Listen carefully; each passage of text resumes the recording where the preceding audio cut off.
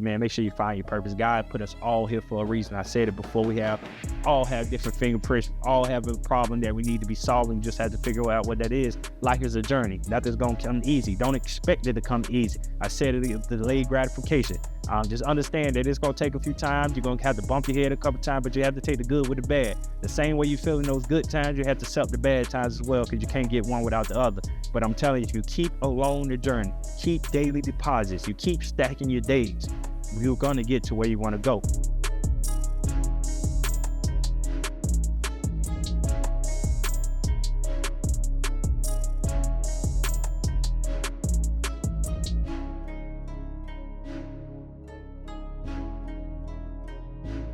Welcome, world. Welcome, family, to another episode of the EL2A Podcast. I'm your host, Jamie Gilmore Jr. To right, we got Miss Military Man, Mr. Miles Conico. How you feeling today, bro? Exquisite. Exquisite. That boy hit. Exquisite. What that mean? Very good. Very good. Okay, exquisite. Okay. Let's see if the Rocky can top that. To the right of him, we got the Rocky. Mr. Eddie Rock. How you feeling today, brother? Yeah, I'm good. Good. You gotta be better than that. He's exquisite. What's better than exquisite? Ah, man. Phenomenal. Phenomenal. Emphatic. I'm phenomenal. I'm gonna go on phenomenal today. All right, y'all ain't asking. Thank you for asking. All right. Hey, man, another episode, man. We are on the brinks of two powerful episodes. The last two guests, Miss Sabrina Hughes, Executive Director of Transition Life Center, and Mr. Alberto Rolon, Dr. Alberto Rolon at EPIC.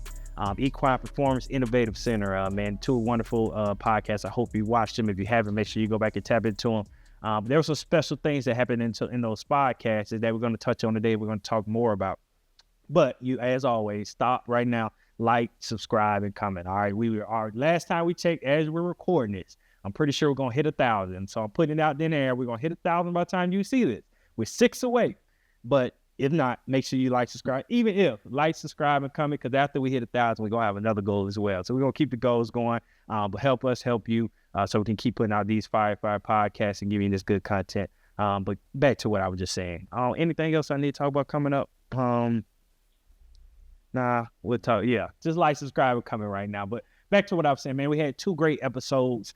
And fellas, one thing that touched me in both of those episodes, if you remember, Miss Sabrina Hughes told us that she was who she is now is who she thought she was when she was a kid. Like, the person she is now is who she thought she would be. If you can go to Dr. Rolon, he said at 8 years old, he knew what he was going to be, and he's that person. So think about that. There's a lot of power in those words that we hear in these people saying. They're 2 successful people in their own rights. But they knew who they were going to be. So there's vision, there's purpose, there's a whole lot of things working up in those 2 things that we talk about. Now, I feel that we're in an age where a lot of people lack those things. They can't see where they're going. They don't have purpose. They don't have the vision. And we got to talk about it. So a conversation I want to have, but I want to start it off like this. It's a cliche thing that says, be the change that you want to be.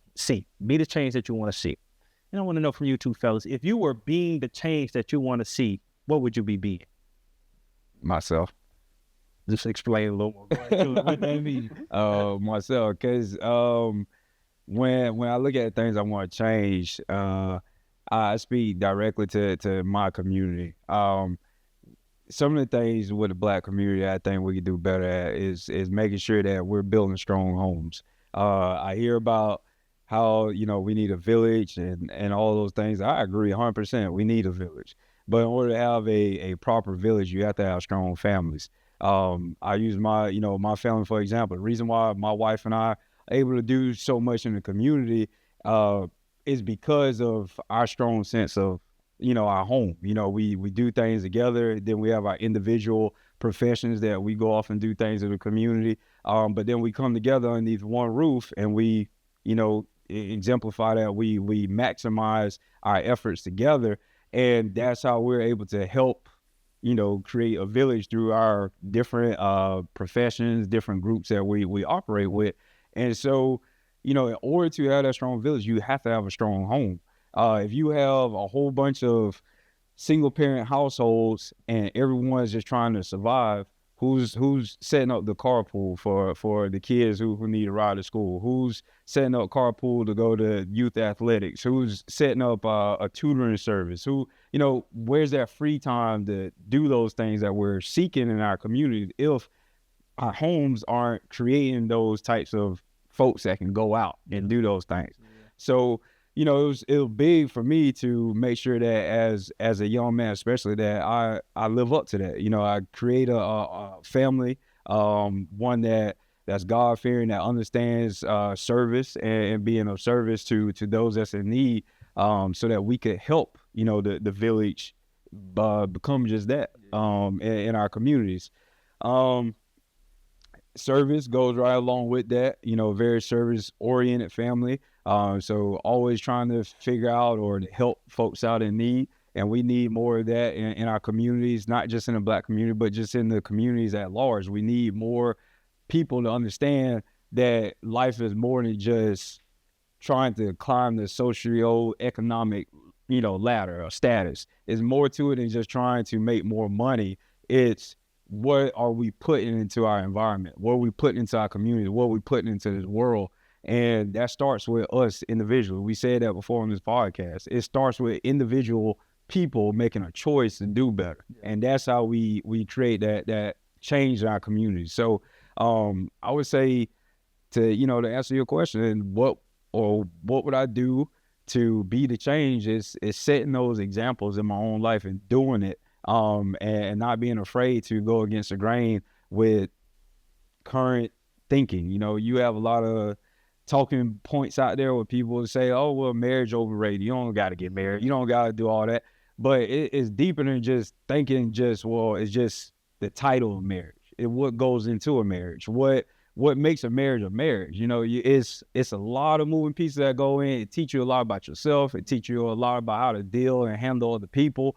And then once y'all really create that structure for your household, now you're able to go out and motivate other people to do the same thing. Show them that it's possible.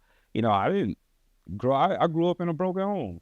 So to have a successful family and to show that even though you come from a broken home, you can have a loving household. Like, that's the example I want to put out. So I live it. Yeah, I love that. How about yourself, Roger? What you think about that? What would you be if you would be in the change you want to see?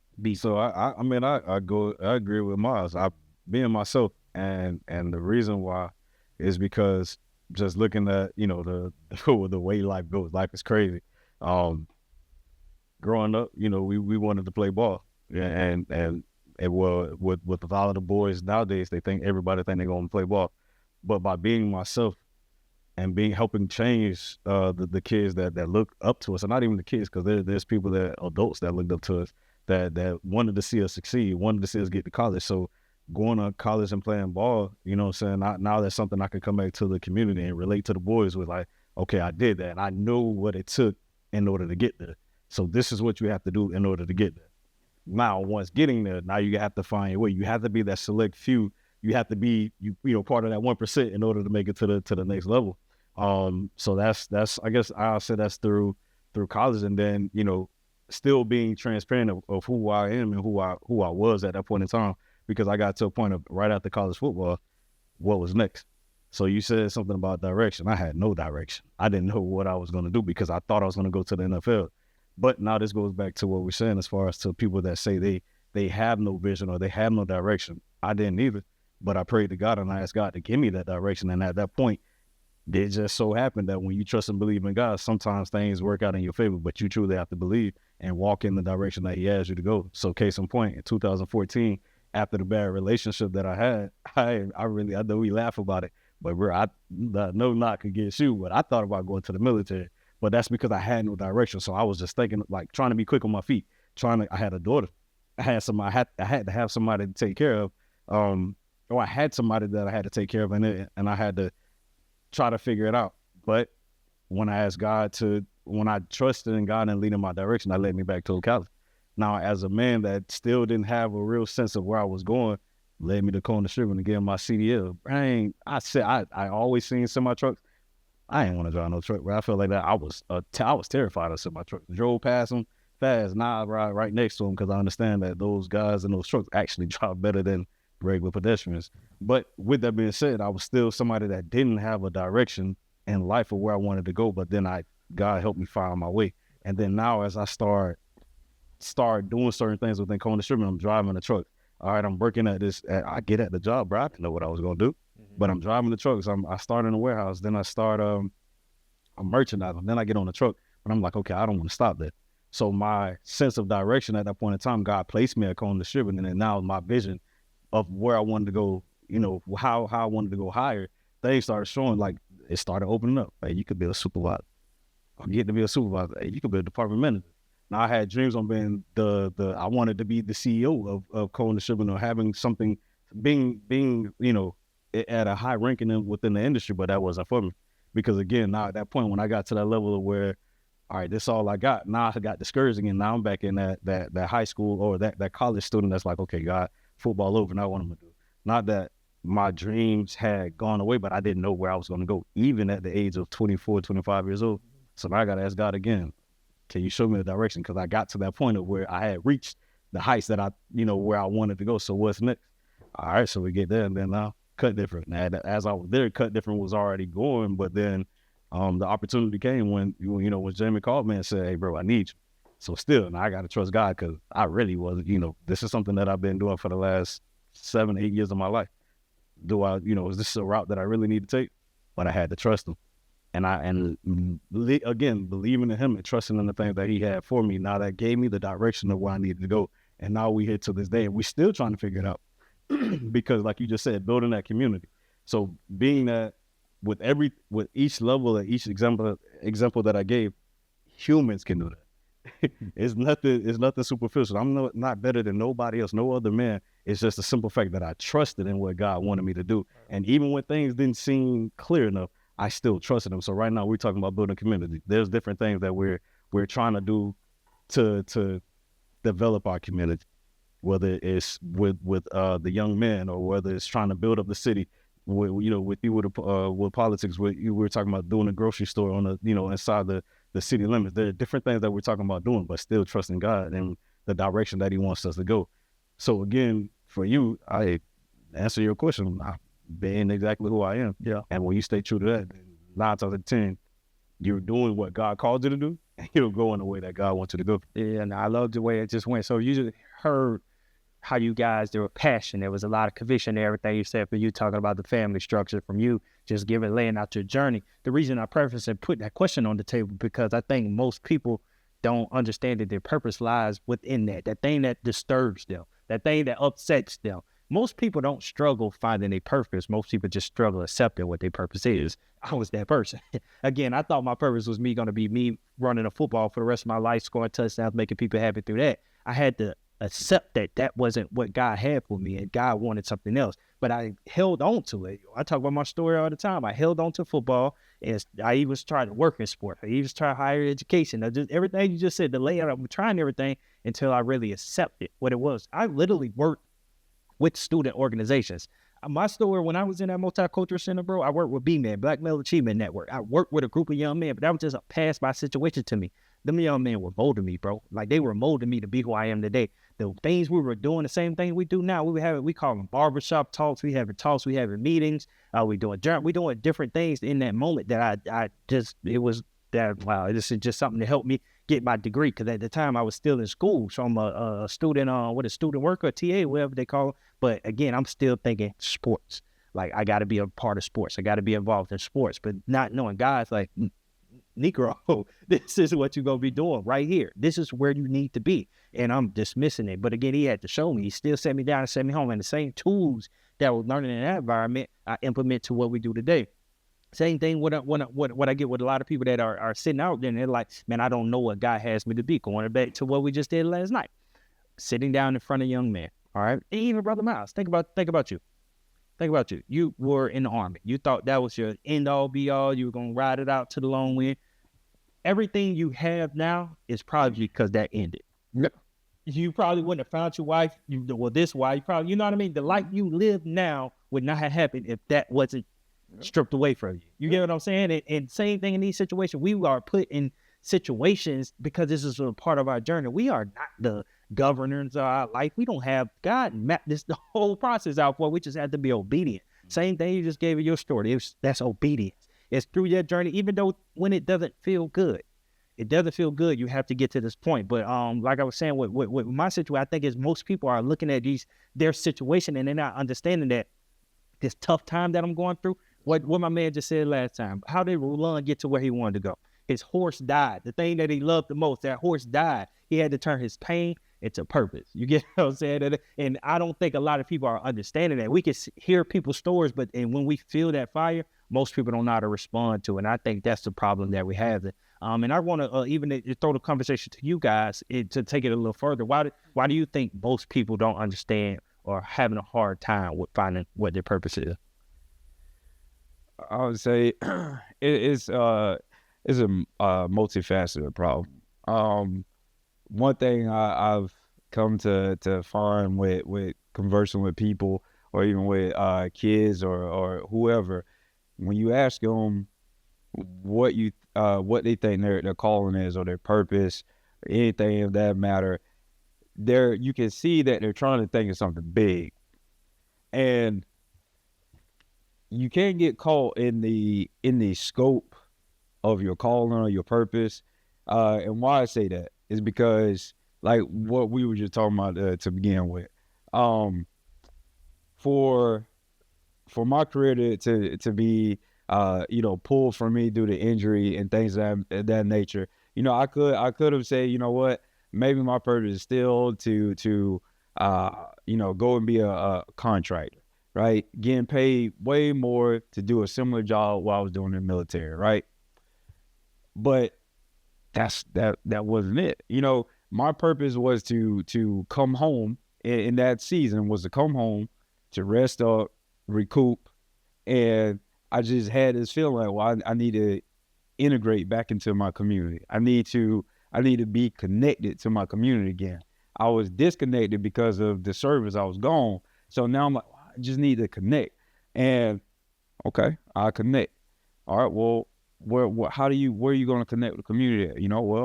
I'm sitting here meditating, thinking to myself, well, I like to work out, I like the gym. I'll go to the gym. Started going to the gym, met a former classmate of mine. He's like, hey, I don't know what you're doing, but you're looking good. If you got some time, just swing by and just work. We're looking to hire. It's like, not really sure. I was like, you know what? I said I wanted to reconnect. I need to reconnect. Let me just go work at the gym. Worked at the gym. One thing led to another, and everything progressed. So it's understanding that your calling, your purpose isn't always found, or the path that started isn't always found in something grand. It starts with just something small. Yeah. Just being humble, saying, look, one door closed for something that I want to do for my life. Something else opens. Who am I to be like, well, I'm too good to work at a gym? Yeah. Go work at a gym. Work at a gym, and look how that choice to put myself in alignment led my life to what it is now. It's just simply understanding that your calling, your purpose, yeah, it may end up being something big, but you got to pay attention to that small choice at the very beginning. And it was nothing super special, super flashy. I was working at a gym doing sales. Then they was like, hey, look, man, you need to be training folks. Started training. But every time it was like a level up, I was learning more about myself, learning more in general. And that kept setting me up for something bigger. Sometimes your calling may just be, to just learn how to read your Bible more, or to listen to God's voice more. That's going to lead you to that big thing that you've been thinking in your head. Well, that's my calling. That's why I got to sit there and focus all my energy on. No, we all, we're believers. So I look at it through that lens. Just simply answer that immediate call that God is asking you to adhere to in that moment, and everything else is going to fall in place. How can he trust you with the big if you don't even come into alignment with the small? Saying, hey, talk to that person. Be nice to them. Be a good husband. Be a good father. That's where all this stuff starts from, and it starts with your choice in that moment. Say, you know what? I'm going to just focus on doing what God has already told me to do, and he's going to bless me on the back end with what I've been thinking, what I've been dreaming, what I've been feeling on the inside. I was meant for more. He's going to bring that to you, but you have to put yourself on the proper path first. Yeah. Another thing, so as you was talking, I was sitting there trying to think, what stops people from walking into their purpose? Listening to somebody else. Yeah. So, trying to walk into the purpose of what somebody else wanted for you. And I love my mama to death. I really, really do. It's just so funny because everything's come back. But I promise you, I got my bachelor's degree in criminal justice, not because I was super stoked about it, because my mama told me she didn't want me to be a teacher. Teachers didn't get paid enough. But everything that I did leading up into to that bachelor's degree, I was every summer, me and my boy Bobby, we worked at the Parks and Recs. Coach Eddie. That's what I truly had a knack for being around kids. It just seemed like the younger kids always gravitated to me in the family. But again, the purpose that it was almost like God was like, no, go be a teacher. But I'm sitting there listening to the world, and I'm using my mom so everybody understand, because it can be that close. It could be your family that's messing up your purpose, they're sitting there, what we hear about a daddy ball. So you hear all these kids, these so-called dads out there that's trying to get their kids to play a certain position that your son not even equipped or talented enough to play that position, but you so hard on him to try to be this person that you're not even letting him follow his purpose or his calling. So just like and translating that to the world and society, we're watching social media. Was it Atlanta Housewives and what is it, the baddies and all these, superstars. Everybody got a facade of what their purpose really is because they're watching somebody else. That's not what reality is. But again, you got to go back to your own trust and your own faith and your own belief in God. Because at the end of the day, I can't find my purpose. Our mama didn't help her. She didn't plan for this to happen. God did. And if I would have listened to him from the beginning, even when I had that fire, that urge to say, man, you know what? I know I'm probably going to piss her off, but I'm still going to go do education. I went against it because I was trying to make sure that I was trying to find the purpose that I felt at that point in time, I felt like it was the purpose that she wanted for me. But at the end of the day, even going that route and finding out that criminal justice wasn't for me, even though I found out that, dang, I really can't there's nothing I really want to do with this field, I had that roadblock. So that direction that I needed to go into my purpose, it was kind of blind. I was blinded by it. I didn't have the vision to see where I needed to go, but I didn't stop there. I didn't stop there. I still had to find where it was. So a lot of times people let others, the people that aren't doing anything with themselves, we let them dictate where we go at in life. Yeah, no. It's a process. One thing coming to mind, two words that's coming to mind, delayed gratification. We had a strength coach when I was at Temple named B-Dub. He used to always say that every day, delayed gratification. And we, obviously when somebody's saying something to you, like I understand that has meaning, but I just don't understand the meaning of that right now. And usually you're saying it while we're doing, so I just don't want to hear that right now. But delayed gratification, just always use screaming. But if you understand what delayed gratification is, it's basically saying go through the process, brother. Like just go through the process. If you keep stacking your daily deposits, if you keep adding up, when it's time for you to cash in your check, you're going to have everything you need. But I think we're missing that. So we live in the microwave day and age. Everything is so instant. Everything I need it now. Check this out. New York's time. 25% of adults know what their purpose is. So that means 75% don't know what their purpose is. And that's from the New York Times. There's a Gallup magazine that says 10% of people feel unengaged in their work. So 10% of people feel unengaged. I mean, 9% of people basically hate what they do every day. So again, 90%. That's 90% of the world is waking up mad, going to wherever they got to go to. So just think about that. And think about the work we're doing. I think one of the key things is starting early. Again, that's why we got in the space that we do prevention. We want to be preventative. We want to help these young men figure out their purpose, figuring out who they are, where they're going at a young age. But we're still, think about how much you used to dream.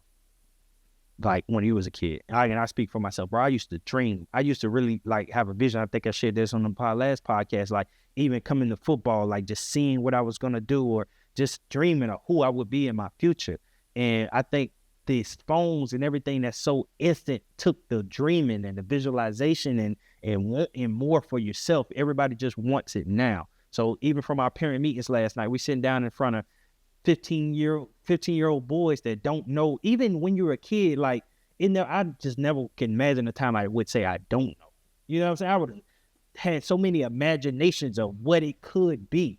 And I would just say something. So adults are hating, but even the kids, like this thing is coming to our kids as well. So why, how, what, when, where, why, how did we get here? Like, how are we getting here where people can't, like, if you're asking a person a question, like, what do they want to be? And they're telling you they don't know. Or like, what is the future going to look like? And they're saying they don't know. Like, how do we, again, think about you as a kid and you watching this. Think about you as a kid. Like, we had so many dreams and these things we want to be for the adult watching, and now you're an adult and you're not dreaming no more. You don't have that urge to want to be this. Has life beaten you up so much that you just lost hope for yourself? And you know what I mean? And for the kids, it's getting the same thing. But like, where does God don't have an answer? Where does this loss of come from? Like my grandma used to say, you ain't got no get up and go about you. You know what I mean? I mean, honestly, it's just for the people that came before them. And it's sad to say because I'm sure at some point in the, down a generation that there was somebody in their family, foreparents that had a dream for them, what I'm saying? Even for us to be, here today. But I think it got lost. It's so crazy that you said that. So I asked, I don't even hear kids talk about it no more, or schools. It's crazy. But I asked Naya the other day, I was like, I say, have you ever heard of bright futures? Like, look, she said, no. She's like, what's that? So I made her Google it. Go Google bright future. So, and she was able to read up on it. So at that point in time, that let me know that maybe it's me. I'm not, I'm not making her aware of what's out there, the opportunities for college. So now as we're having these conversations in that moment, now she's gaining knowledge about bright futures and how she can utilize this in order to go off to college. The next day, we were at, I don't know where we were. We were leaving a family gathering or event, whatever it was. But then she asked me a question about bright future. So it like in that moment, it's like, why are you even thinking about this right now? But I did something.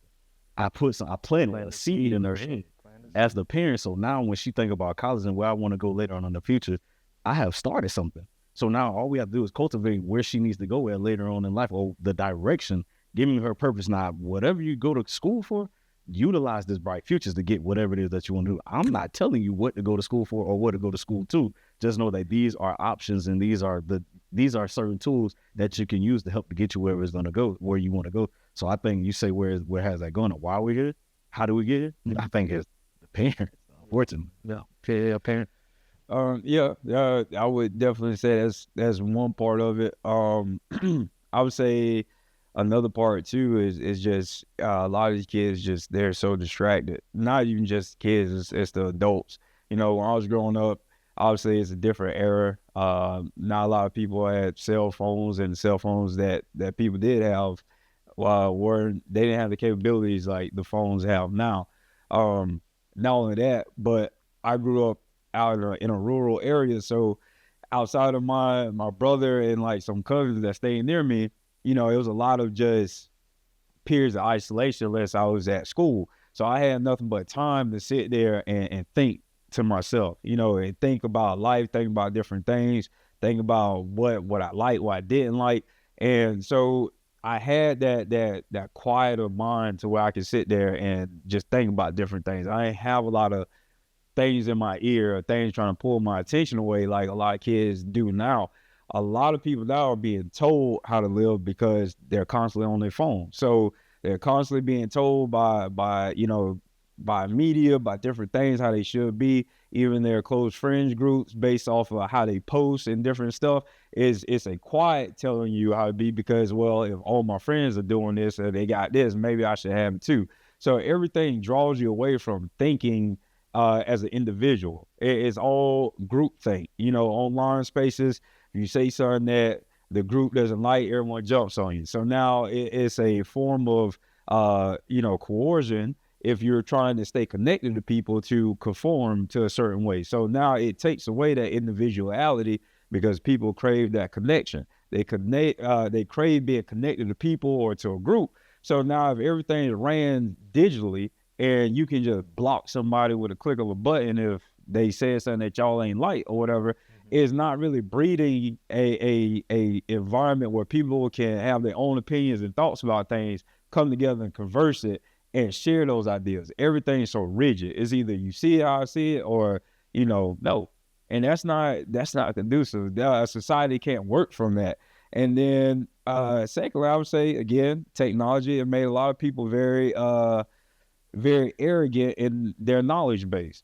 So if you think you know everything, what's the point of reading? What's the point of looking things up and exploring further? That's why, even to take it biblically again, like the Bible says, like we are supposed to be like that with babes. People misunderstand that, where they like, well, why would the Bible that you read, why would it tell you to be like a kid? Well, most kids, they do what? They ask questions. They try to figure things out. They're very, they're inquisitive. They want to figure out and understand why the world is the way that it is, why things exist or move the way that it does. So yes, be like the mind of a child. Always wonder. Don't ever get to a point where you're just like, well, I already know this, blah, blah, blah. That's where that stagnation starts to creep in. And then if you grew up in a household where people weren't presenting ideas to you, now it's compounded. Now you're getting older. Now you got your phones and everyone telling you how to be. Now that's 3 levels of just people stripping away you thinking or trying to figure out for yourself. And that's why you have such a huge number of folks. We have a lot of godless people. We have a lot of people who stay on their phones too much. We have a lot of people who just don't build in quiet time in their life to where they can just sit and decompress and meditate about themselves and where they're going. Yeah, let me ask I guess a hard question in a sense. So Les Brown has a quote that says, everyone is born with a purpose. You are here to make an impact. So everyone is born with a purpose. You are here to make an impact. So do y'all agree that everyone is born with a purpose? Yeah. Absolutely. So y'all agree with that? Mm-hmm. So how do you know that? How do we know that everyone is born with a purpose? I mean, again, I have to go back to, what's the song? I trust in God. Really. I mean, and just because you have to really live life. You have to see what's out there. I guess what I'm trying to say, I guess that is a hard question. You really just, I mean, you have to see what grabs your attention. Which way should I go, and like, how should I think? Who do I want to be? Where do I want to go? And I think when you start fathoming those type of questions in your head as far as where you want to be at and the things that you want to do, somehow enough, ironically, you end up in your purpose if you still trust in God. Yeah. Get what I'm saying? Like, yeah. I think I hear what you're saying, because even with myself, I think it's simple. And I think mine's about to say, when he said being me, in my first question, I think that's simple. I think understanding, if you look at the world and look at us, all our different colors, shapes, size, forms, fashions, no one's the same. Everybody got different fingerprints. I think that's the answer. God made us all different, like a big puzzle, and each one of us is needed. And again, everybody has a problem to solve. I think each person was here to solve a problem. I think that's the thing. You just have to identify it. But that comes with the question that I answered in the first as well. What is that thing that gets on your nerve? You know what I mean? Simple as riding down the road and not liking the way something looks, the way that, like, that's that thing. Like, that's that thing that's you're here for. But again, that's easy to go by, because as you see that thing, you're going to the job that pay you. You get what I'm saying? You're going to where you make your money, how you pay your bills. So you see that thing, it frustrates you, but you keep riding because you got to go pay your bills. So in the midst of our purpose or being fulfilled, what God has put us here, life be life, and it distracts us from really taking time to figure it out. We just said it the other day when you said when you shot me a text, you say the real key to us getting here is me not having a job for that full year and a half, like being able to sit still and build this. Most people don't have the luxury of doing those different things. But again, most people didn't start at a young age to try to figure out what their purpose was. They got wait until they don't have 2-3 kids. They trapped in the rat race, and now they trying to figure out, God, why am I here? You know what I mean? And now that them wheels are spinning, and it's hard to find time to really figure out what that thing is. You get what I'm saying? So we have to, identify that early on. So again, I think it's simple. It's just you understanding that we are all here for a reason. What is that problem that I'm here to solve? And I think that's the thing, what it is. Yeah. Well, that's so. I agree to that. And I would say, again, just look at the current times we're in. Most times when you look at the general consensus or what a lot of people think and how a lot of people move, you can look online and see, that gives you a good sample group to pull from society. It doesn't speak for all for society, but enough voices saying the same thing, you can get a general grasp. My point is, you get on social media and you have everyone saying, well, why that's my problem? Or let people just do whatever they want to do. Or just get money. Money is the answer to everything. So we live in a time where you have people who are uncaring and selfish, and now you see what happens. We see the state of the world that we're in. So to answer the question is if everyone has a purpose, and if I believe that, the answer is yes, because we see as a society, both nationally and globally, the more we become selfish in ways that it's just about self-gain and not giving back, is everything's gotten worse. So that can only happen if the positivities that we experience in life, the good times that we experience in life, is because people are answering the call that God has put in their heart to do, and they do it in a genuinely and a godly manner. That's how you have the good things that we experience happen in life. But we're moving away from that. We're moving away to where everyone, if they had their own, they would just insulate into themselves and just be super affluent. And that's it. But you got to ask yourself, where's that going to leave everyone? You know, everyone just sat there and was just like, look, I'm just be chasing money. That's all I'm going to sit there and focus on.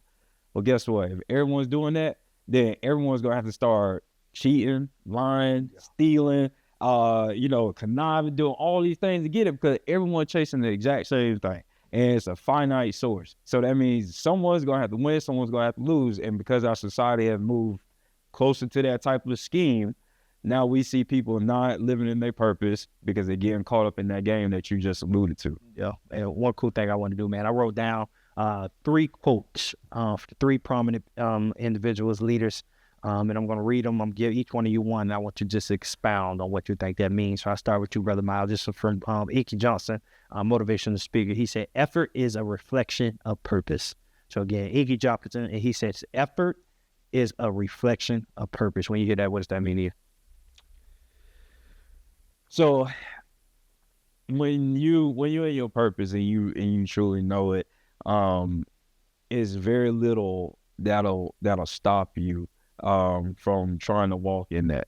Because, and make no mistake, all right, I'm not trying to romanticize calling or purpose at all, because I think we do a disservice. It is a beautiful thing when you understand your purpose and your calling, but it is not pretty walking in it. You always gonna have obstacles. You're gonna have, because you're trying to do something positive. So of course, negativity is always gonna rise up to try and cancel it out. So when we're talking about, effort, basically describes your purpose, or the amount of your effort. When you truly understand your calling and your purpose, you're going to keep pushing no matter what comes against you, because you know that this is why I'm here. There is nothing that supersedes it. There is nothing that outweighs literally my Creator put me here for this purpose. Nothing beats that or trumps it out. So I have to figure it out, whether it's, okay, well, like you say, well, I have a job.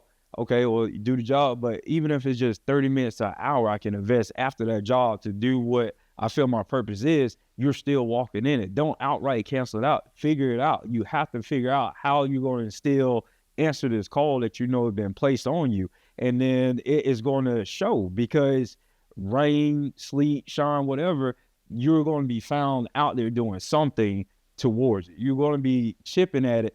And again, it may not be 100% full out because you have other responsibilities going on, but you're going to be out there. You're going to be doing something where you're investing bit by bit into that calling and pushing forward, and you're going to see that manifest. Yeah. You want to follow up with that? They just they're very good. No, I got another one. I got another one for you. I know, I'm just saying. Oh, you said follow up. Oh, okay. Now you got it. It's your boy, so he'll drive you. Eric Thomas. All right, another motivational speaker. Eric Thomas, he says, purpose is an incredible alarm clock. When you have purpose, you don't need motivation.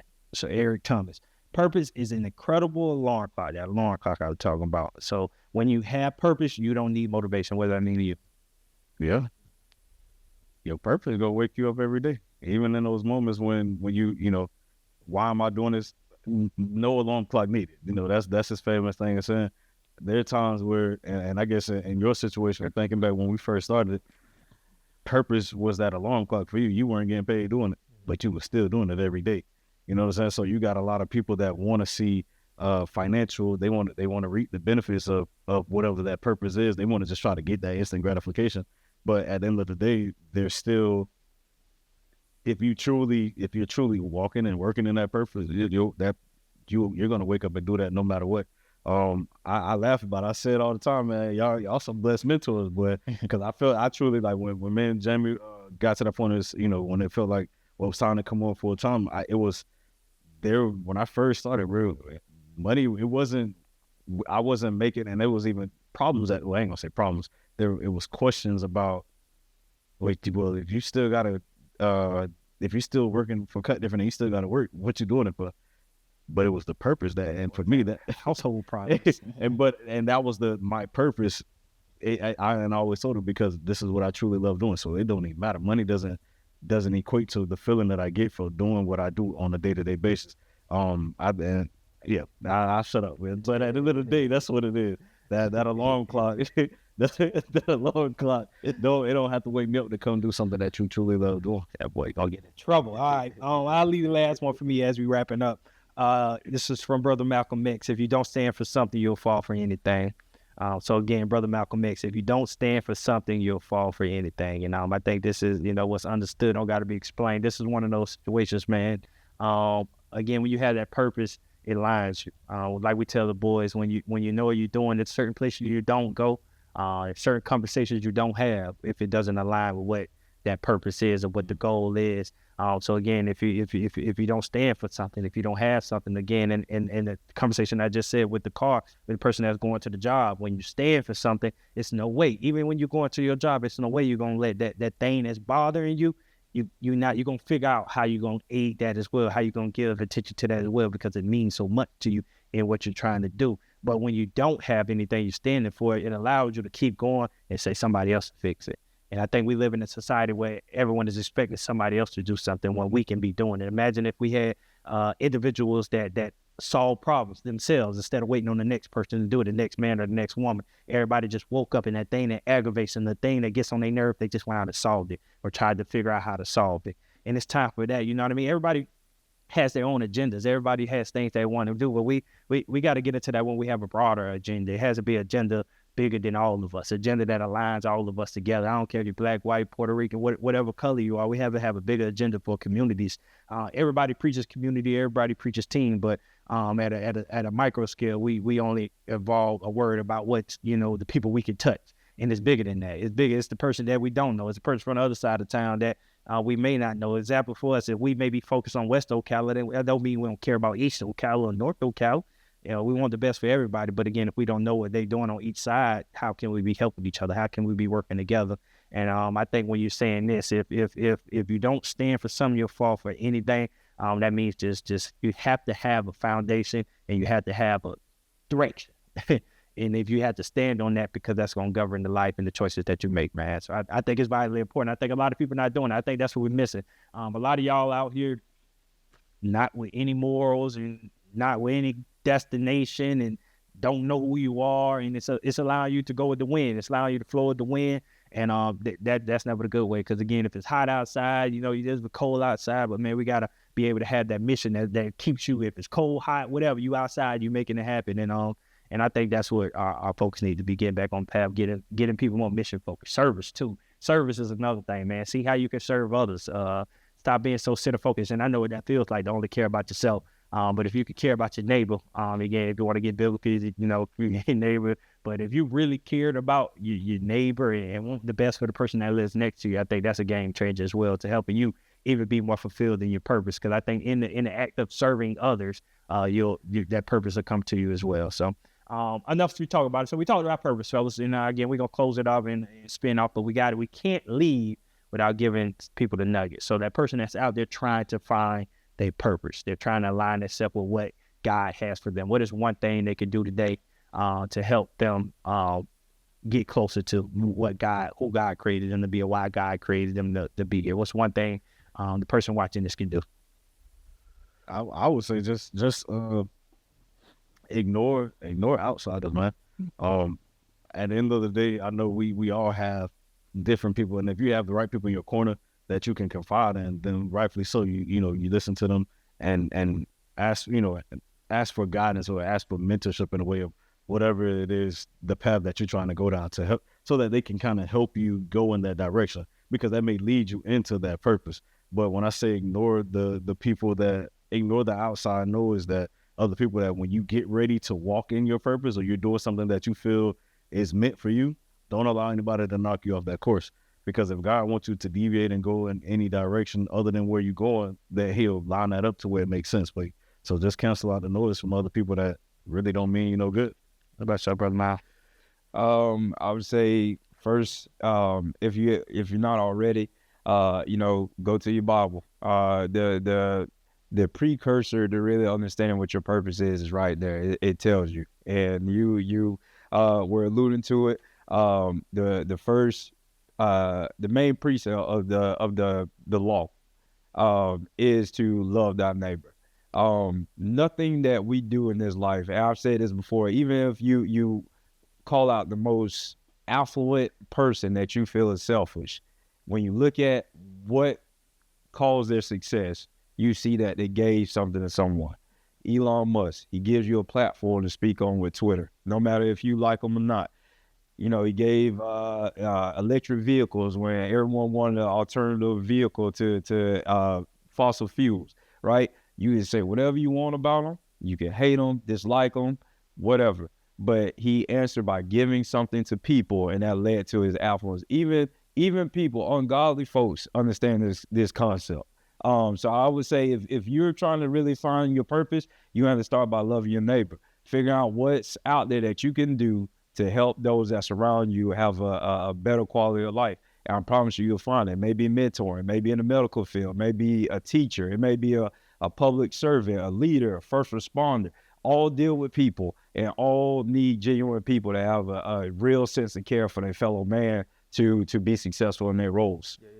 And I'm gonna end it with this, man. This is something I kind of found out here recently. I believe it's called Ikigai. Ikigai is a Japanese philosophy, which means the reason for being. All right. So I brought it with me, and I'm gonna give it to you all. I need you to check more into it, but this is just a brief of what it is. So it's the reason for being, reason to wake up. It represents the sweet spot where passion, mission, vocation, and profession intersect, leading to fulfilled and purpose-driven life. All right. So it has 4 elements. So what you love. So if you think about a quadrant, the little circle. All right, what you love in one circle, what you are good at, that vocation. What you love is your passion. What you're good at is your vocation. What the world needs, this is your mission, and what you can be paid for, this is your profession. So I'll go through that again. What you love, one circle, passion. What you are good at, one circle, vocation. What the world needs, your mission. What you can be paid for, your profession. All right. So if you can think about the circles, then you can think about each one of these have overlaps, right? As you put circles between the circles, that's that middle ground in between each quadrant. All right. And in that middle ground, you'll find your passion is your love plus your skill. All right. The mission is your love plus what the world needs. Your vocation is your skill plus what the world needs. And your profession is your skill and your income. All right. So if you could just think about the breakdown of what I'm saying and go back and make sure you Google this yourself or look this up yourself, it's Ikigai. So it's Ikigai. And if you really could sit down and write these things down, okay, what do I love? And put some things down. What excites me? What activities do you like? What are you good at? The skills you have? What do people say you excel at? What does the world need? What problem can you help solve? All right, that's your mission. What problem can you help solve? And then what can you be paid for? That's actually your profession, the skill that you have that you can go out and sell. So just think about those things and write them down, and that can help you get closer to your purpose. That's a tangible thing that you can do right now. Look this up and do it, and I think this will help you out. And a lot of people, this is what you lack. You just lack a system that allows you to see it. And I believe seeing is believing too. When I was learning, I had to see things. You can say it all day as we're up there talking, and you can still be lost. But if you're tangibly able to see some physical shit, I think that'll help you. So definitely look that up, and I think that'll set a lot of people free as well. But man, find your purpose. Last thing I'll say to you, man, make sure you find your purpose. God put us all here for a reason. I said it before. We all have different fingerprints. We all have a problem that we need to be solving. You just have to figure out what that is. Life is a journey. Nothing's going to come easy. Don't expect it to come easy. I said it, delayed gratification. Just understand that it's going to take a few times. You're going to have to bump your head a couple times, but you have to take the good with the bad. The same way you feel in those good times, you have to accept the bad times as well, because you can't get one without the other. But I'm telling you, if you keep along the journey, you keep daily deposits, you keep stacking your days, you're going to get to where you want to go. And the crazy thing about it, where you think right now is where you're going, that's probably not where you need to go. You haven't accepted what God has for you because you're so strong-minded. You think that thing that you're good at, or this, or what I've been doing all my life is what I'm supposed to be doing. But God wants you to go other way. I was the same person. I did the same thing. It's at that moment that I accepted where God wanted me to be, all the blessings start pouring into my life, and I think you should do the same. So definitely make sure you listen to God and being obedient to what he has for you. All right, so that's the last day for me. Anything y'all got, fellas? No. Next week. You just Nah, we all good, man. Hey, make sure you stop what you're doing right now. Make sure you like, subscribe, and comment. All right. Again, I said that we should be at 1,000. All right, we're gonna do a special giveaway. We're gonna have you maybe comment or something on this post. We'll let you guys know how we're gonna do. We're gonna make sure we're giving out some merch to you all. But we appreciate it. I want you guys to know this as well. We appreciate you so much. The people that take time to watch our podcast, and if you're watching it, obviously you take heed to what we're saying, and that means a lot to us. And again, I promise you, we're gonna keep putting out great content. We're gonna keep bringing great guests, and we're gonna keep giving you the information. I say it all the time. A lot of people want entertainment. Not a lot of people want to be educated. So in a world full of entertainment, we give you educated. Even just what happened right now, the brinks of the Super Bowl that just happened. You got everybody that's going crazy about the Kendrick Lamar performance because they wanted to be entertained. Then you got the other side that's saying it's education and da. Man, it's just all we always got to have a debate. If you could come to this platform, man, I promise you will be educated. But there are videos on here that you're gonna have entertainment that we have our boys on our cut different platform. But when you're on the EL2A podcast, be prepared to be educated, and you will have some entertainment as well. But I appreciate y'all, and we'll see y'all next week. All right.